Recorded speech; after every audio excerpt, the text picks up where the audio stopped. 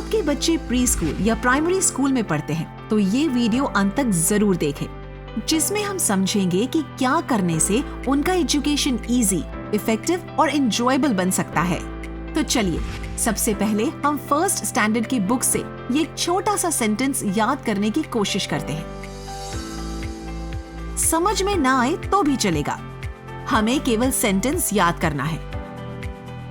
जी हाँ, ये इंग्लिश में नहीं जर्मन में लिखा है, और यदि आप जर्मन नहीं जानते तो ये एक छोटा सा सेंटेंस याद करने में आपको शायद 1-2 घंटे लग जाए, और 1-2 घंटे की मेहनत से याद किया हुआ ये एक सेंटेंस क्या आपको 2-4 दिन के बाद भी याद होगा? शायद आधा अधूरा भी याद नहीं होगा। चलो अब वही सेंटेंस हम इंग्लिश में याद करने की कोशिश करते हैं। Our house protects us from heat, cold, rain and wind. अब यदि आपको वही सेंटेंस इंग्लिश में याद करना इजी लग रहा है तो उसका मतलब आप इंग्लिश जानते हैं, और शायद लंबे समय से जानते हैं।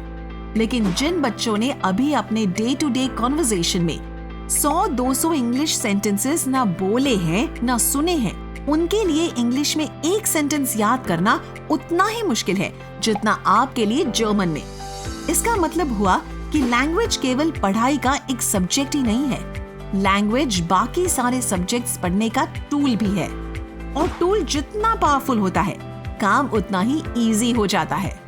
यानी जिनकी लैंग्वेज पावरफुल होती है वे सभी सब्जेक्ट्स में आसानी से बेहतर परफॉर्म कर लेते हैं, पढ़ाई में भी और लाइफ में भी। हमारे यहाँ हायर एजुकेशन में इंग्लिश मीडियम ऑलमोस्ट कंपलसरी है, इसीलिए कई पेरेंट्स बच्चों को स्कूल से ही इंग्लिश मीडियम में पढ़ाना चाहते हैं ताकि शुरू से ही उन्हें इंग्लिश में पढ़ाई करने की आदत हो जाए। ऐसा करने पर हायर एजुकेशन तो इजी होता है, पर प्राइमरी एजुकेशन काफी मुश्किल बन जाता है।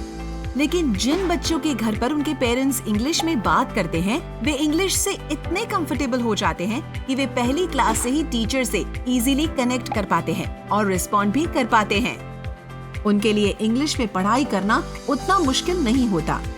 इसीलिए इंग्लिश मीडियम स्कूल्स पेरेंट्स से आग्रह करते हैं कि वे अपने बच्चों के साथ इंग्लिश में बात करें, लेकिन इंडिया में ज्यादातर पेरेंट्स ऐसा नहीं कर पाते।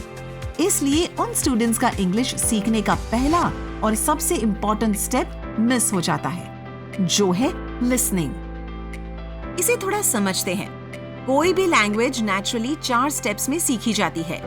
बच्चे सबसे पहले लिसनिंग सीखते हैं, फिर स्पीकिंग सीखते हैं, फिर स्कूल में जाकर रीडिंग राइटिंग सीखते हैं, और थोड़ी मैच्योरिटी के बाद उन्हें ग्रामर की टेक्निकलिटीज सिखाई जाती है। इस तरह से देखें तो लैंग्वेज सबसे इजी सब्जेक्ट हुआ। जैसा हम सुनते हैं वैसा ही हमें बोलना है। लेकिन ये सबसे इजी सब्जेक्ट सबसे मुश्किल हो जाता है जब हम चाहते हैं कि बच्चे इंग्लिश सुनने से पहले बोलना सीख ले और बोलने से पहले उसका ग्रामर सीख ले। इसीलिए हमें बच्चों को सबसे पहले डे टू डे कॉन्वर्सेशन की लिसनिंग प्रैक्टिस देनी चाहिए। लेकिन जिन बच्चों के पेरेंट्स घर पर इंग्लिश नहीं बोलते उन्हें इंग्लिश की लिसनिंग प्रैक्टिस कैसे मिलेगी? डोंट वरी, उनके लिए भी अब एक इजी, इफेक्टिव और एंजॉयबल सॉल्यूशन अवेलेबल है, न्यूरेट। न्यूरेट मिस्टर महेश पटेल द्वारा डेवलप किया हुआ डे टू डे इंग्लिश सीखने का एक यूनिक प्लेटफॉर्म है। मिस्टर महेश पटेल एक विजनरी राइटर और एजुकेशनलिस्ट है जो एजुकेशन सिस्टम की कमियों की कंप्लेन करने के बजाय उसमें से अपना रास्ता खोज लेने में विश्वास रखते हैं। इसलिए न्यूरेट में बच्चों को फोर्सफुली पढ़ाने की बजाय उनके आसपास स्टोरीज, गेम्स, सॉन्ग्स और दूसरी इंटरेस्टिंग एक्टिविटीज के जरिए ऐसा इंग्लिश माहौल क्रिएट किया जाता है कि बच्चे नेचुरल वे में ही अपने डे टू डे कॉन्वर्सेशन में इंग्लिश को अडॉप्ट कर लेते हैं। तो आज ही न्यूरेट से जुड़े और अपनी पढ़ाई को बनाए इजी, इफेक्टिव और एंजॉयबल।